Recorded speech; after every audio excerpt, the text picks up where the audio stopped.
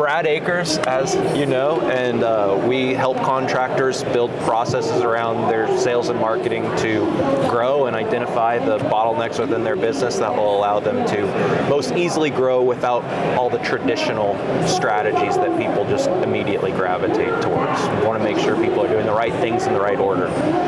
Love it. Right things in the right order. I like that. Cool. Talk to me about this sheet you got. Yeah. So this is our most recent. There we go. Like lead magnet, I guess, if you want to use a marketing term. But really, it's just like a PDF playbook that we made, and it's breaking down what to do in what order, in my humble opinion, to grow, double your business. And it's really using math. It's not using just, oh, it would be nice if this happened or nice if this happened.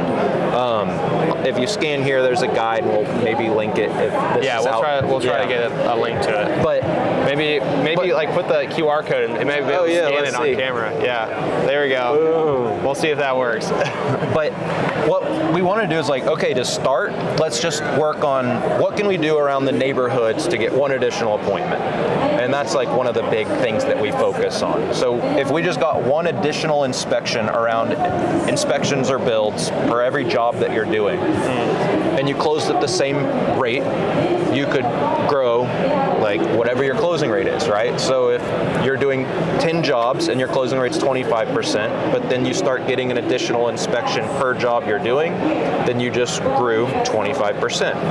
And that's like one of the really simple things where like that creates pretty quick growth, because it's not, now you can get 12 and a half inspections per job because you're doing it. So it keeps growing with you. Yep. The next is referrals. So like what if we could build a referral process, and I'm using very conservative numbers. Yeah, I mean you said 10 every 10 jobs. Yeah. It's very conservative. And this one is what if every other job you got a referral lead from? Not even a sale, just a lead. So that could add in another good like 2 jobs a month in this example. Yeah. And if it scales with whatever you're at. After that, you dial in your sales process, and that is less, okay, get better at get better at like using the hard closing words or anything like that, which I think is relevant, but it's more, what are all the things that you're not doing? You could have sales enablement tools, you could have presentation materials, you could have your CRM more dialed in, you could have good communication leading up to the inspection. After the proposal's sent, you can make sure your proposal looks better. So how can we do that? What if that got you a 10% lift? And too many numbers to go over just on a presentation. But well, it looks like you're assuming a 25% close rate here, right? Yeah. So all you're talking about is moving from 25 to 35, which, I mean, 35 is not even that high of a close rate, to be honest. I mean, it's higher than average, but 35 is very accessible with some dialing in. And it actually would be a 40% growth in sales. It's wild. Then if you hire some salespeople and they have a few leads coming in, it says even if they each just got 3 leads a month that they brought in, but they closed at the 35% because you have all these things together, then that goes from this to this. Then let's add some Google ads in, or like now that we have neighborhood marketing's dialed in, the referral process dialed in, your sales presentation, your sales communication dialed in, you have a couple salespeople, that's when you might want to actually invest in marketing. Not invest in marketing so you can hire salespeople, which is what people like to do. Yep, wrong word. Go the opposite way. And then after that is a little bit more fine-tuning of your process. Like, can we turn your 60% inbound leads, someone calls in or fills out a form on your website, say 60% of them turn into appointment, can we get that to 70% by dialing in a few things? And if you do all these things in the right order, it's going to create the most clear and exponential growth. Now, if you did this and then this, you don't have enough leads for this to be a huge piece, and you're probably not actually having a trouble with a lead to appointment ratio because these are all like warm leads. Yeah, but now that you add in Google ads, that might be a place to focus. So like the point is, so you don't have to like keep up with exactly what we're saying, is there's a right order of doing things, and it's based on really constraint theory, which is not anything I made up, but it's basically like, what is the biggest bottleneck that will, if fixed, will make room for the next initiative? Yeah. What will be the biggest, most impactful thing to fix today? And a lot of the time people will think like closing rates, like, okay, let's play that out. Like, how many appointments do you have?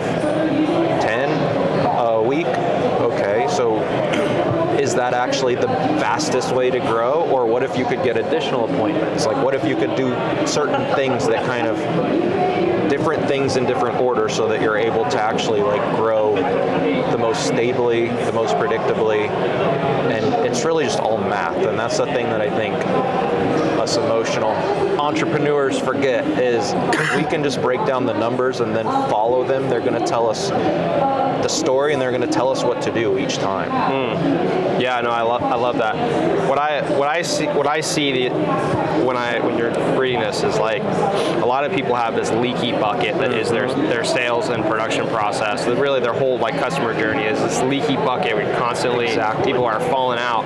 And so what I'm seeing as you're dialing this in, this is really like 6 steps here to take that leaky bucket and really turn it into a water generating multiplication machine. Exactly. Where you're putting water in. And so that way when you go back and you turn on more marketing, instead of putting it into a leaky bucket where you're losing out a bunch of stuff, now you're putting water in, putting 1 cup of water in, you're getting 2 cups of water out. Exactly. Which is, I mean, it's amazing. And the thing is, like in that example, say you're fixing all the leaks, the main leaks. Yep. You might not have a big leak at the lead to appointment ratio yet, but once you add in more water into the bucket, maybe that extra pressure will all of a sudden, one place that was leaking will be a bigger leak than it ever would have been before, and it's all of a sudden relevant. So it's just slowing down. At the end of the day, like something that I heard a long time ago that I'm never going to forget is when you're in the maze and someone's yelling at you from outside, go right, go left, good. It's really difficult to know whether they're right or wrong because you're in the maze, you're in the thick of it. You have a wall here, a wall here, a wall here. Maybe you could go right here, but maybe I did that already. But the person from the outside is able to see a broader perspective. And it's about everyone slowing down so that you can guide the person in the maze properly. But also, as the owner, sometimes we have to figure out what can we do to get a broader perspective. There's a section in I heard this in a sermon actually, but the guy was in a maze. He was all confident. He thought, oh, this is going to be easy. It's for kids. 3 minutes in, he was completely lost, and he knew there was a little section where you can walk up some stairs and get like a bird's eye view if you get too lost. And he originally was like, I don't need that. But then after a few minutes, he kind of started getting anxious, turned around. So he went to that section where you can get a bird's eye view, and he could actually see. And then from there, he knew go right, left, and he got out of the maze. And as business owners, sometimes we have to like, 1, swallow our pride, and 2, slow down enough to think through like, am I actually trapped? Am I really stuck? Is this really just how things need to be? Do I really need to listen to all these outside sources that I don't even know what they're saying, or do I just need to slow down and find a way to get a different perspective to look at what's going on in my business? And usually the numbers are the best way to do that because they don't lie typically, as long as they're tracking them. Yeah, as long as they track, right? That is an important part. I love this, man. So,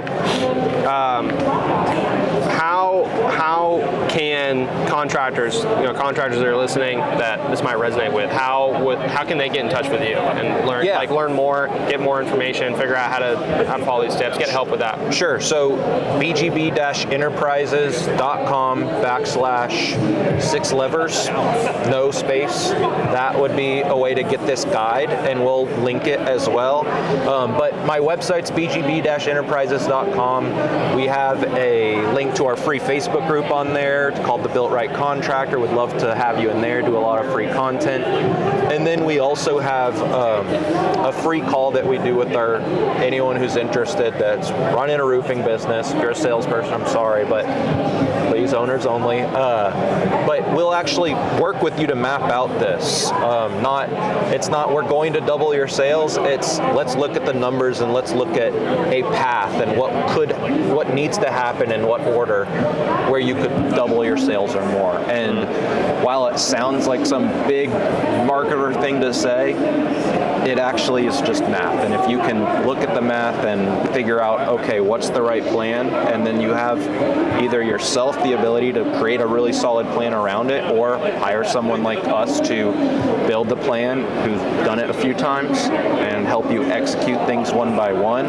This is really a good map of what our program is going to help you get more jobs in the areas you're working, more referrals from who you're working with. We're going to help you shore up your marketing and sales collateral, your marketing material. We're going to help you build processes so that you can actually delegate things. And so we were talking to someone a second ago, so the vehicle of growth within your business is a process rather than an individual, which is important.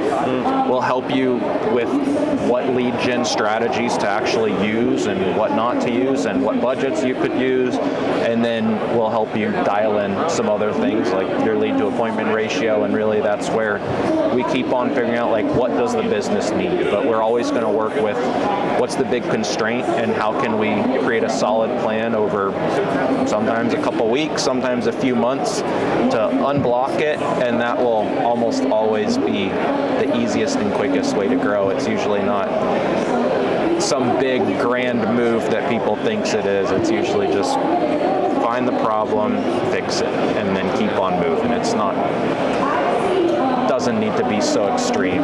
Yeah, it's like buy the $50,000 website or anything. Right. Yeah. There's a tendency to be like, oh, I have a big problem, therefore it has to be this massively expensive solution. Yeah. Sometimes it's the small tweaks.